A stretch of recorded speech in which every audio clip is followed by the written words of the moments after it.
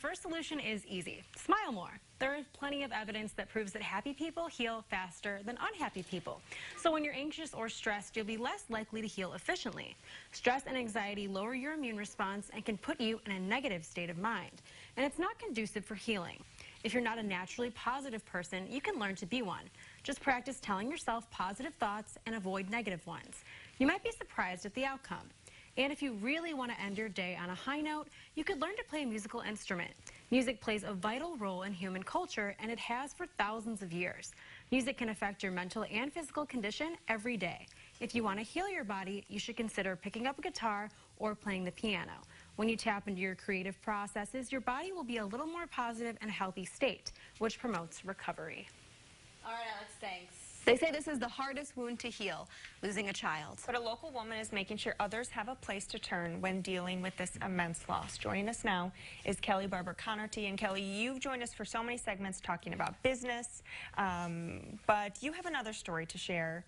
And so tell us a little bit about your daughter. My daughter, Lexi, she was amazing. Looking back at pictures, at memories, just always smiling, grinning, loved life. And one of I guess the last memories, she had wanted for years to become a varsity high school cheerleader. She went to St. Joseph Ogden High School, and she tried and not made it a couple of times. And finally in March of 2006, after a couple of years of disappointment, she made it. Oh my gosh, 16-year-old girl screaming, yelling, floating on air, and by the end of the school year, beginning of June, her cheerleading shoes had come in, and she put them on a pedestal and would dust them and stuff like that, and it was a very proud moment for her and for me as a mother. We always want our children to be happy and fulfilled and things like that. And so this was like tangible proof that, yay, she'd done it. And just that spirit and things like that that she always gave to other people. And then Wednesday, June 28th, 2006, she'd been playing with her little sister, who was about 2.5 at the time. And she was a teenager. She was 16. She had her driver's license, and she was supposed to go meet some people in town. And so at 5 minutes to 7 that evening, she gave me a hug, said, "Bye, Mom, love you, see you later." And about 30 minutes later, a Champaign County Sheriff's deputy came racing down the road where we live in the country and said she'd been in an accident, had been airlifted to Carl. And at the time, like so many people I've learned over the years, I didn't think anything about it. My experience with death in my family had been people live to their 90, 95 years old. So I kind of took my time. I was like, oh, they'll need the insurance card. So I drove the 5 miles to Carl and got there. And like, here's my insurance card. They brought Lexi in, and the whole world changed.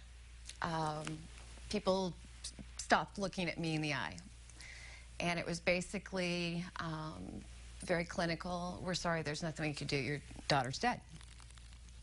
And I'm not processing this. I found out later she had been speeding, distracted, probably. She hit a loose patch of gravel 1.5 miles from our house. Started to skid. She didn't have the experience, just being a fairly new driver.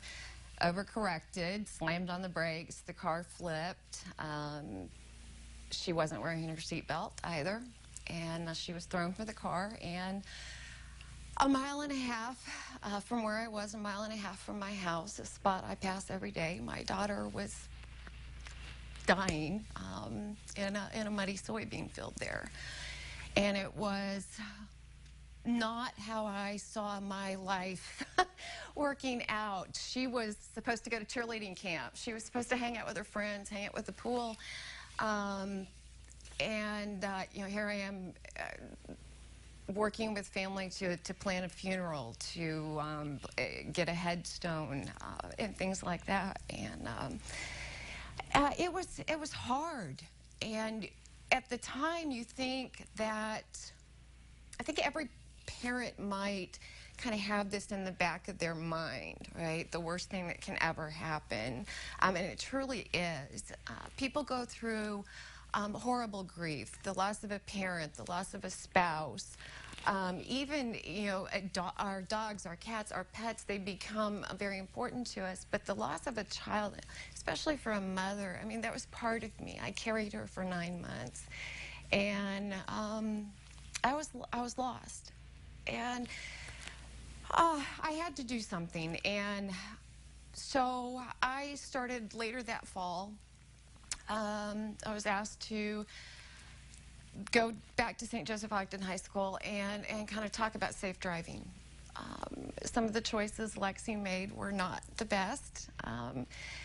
She was probably distracted. I talk about how there's different kinds of impaired driving or distracted driving. It's not just texting and driving or drinking and driving or things like that. It's not having your mind on the road.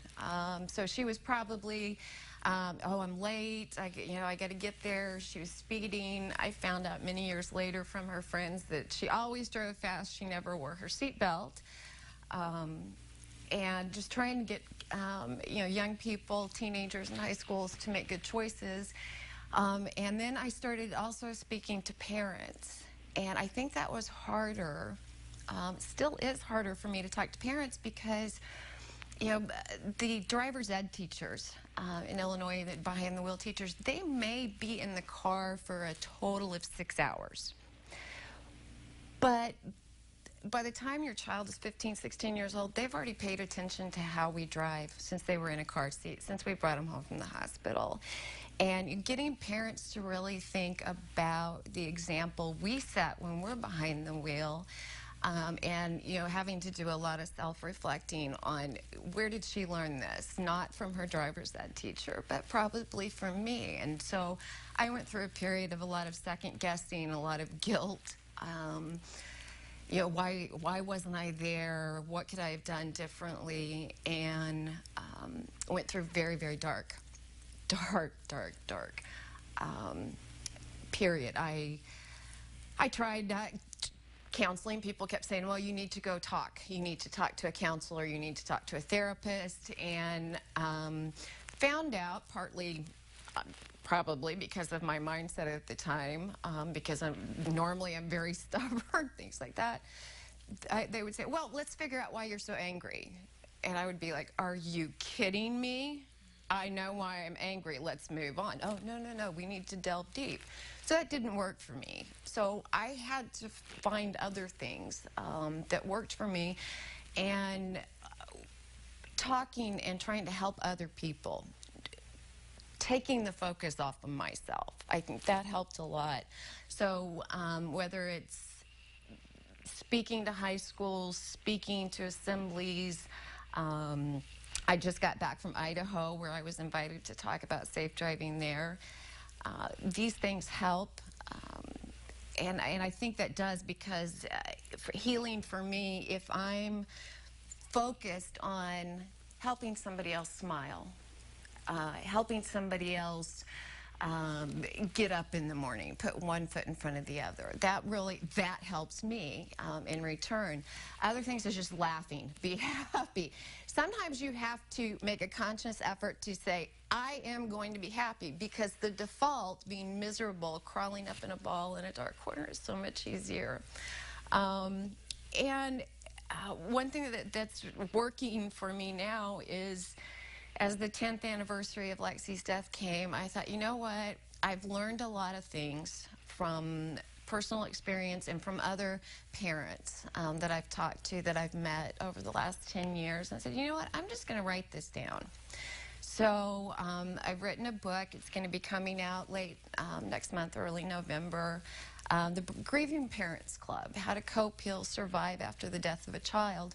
And understanding that there's no one size fits all, that these are things that have worked for me, these are other stories.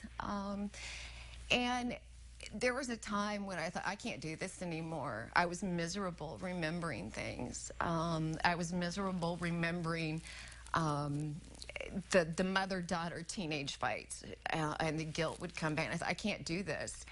And I went through some things, and I found they call them palm cards. You know, the Illinois State Police had them out, and there was a picture of Lexi there, and it said died June 28, 2006. And something clicked in me, and I said, okay, I have to do this, because no parent should ever see a picture of their child with a died date next to it. So continued on with that, and just hoping that my experiences, some things that I've learned along the way to get through. I'm still here, and it can be a struggle. Healing after the death of a child it is tough. You have to focus. One of the chapters in the book, I think it's my favorite title, kind of reflects, it's an analogy for life, but also reflects my love of running, which has become hugely, just moving. You don't have to run a marathon, move, garden. You have to move your body. And when I was at the New York City Marathon last fall, at mile 20, after you hear people saying, you can do it, you're almost there, starting at mile 3, the most honest side. And again, this is one thing that you find is people kind of, they treat you with kid gloves. And sometimes you just want honesty. Last Dam Bridge. This lady standing there, because there's 5 bridges, and it was like, oh, we still had 6.2 miles to go, and it was all uphill, but it was like, I can do this. And so I've managed to cross a lot of bridges, milestones and things like that. And 10 years later, I'm still here. And a lot of other parents I know are still here too. And so we help each other. And that, I think, is the biggest way to help, is to just, it's thinking about somebody besides yourself. It has been the biggest healer for me. Thanks so much for sharing your story. Thank you. We appreciate it.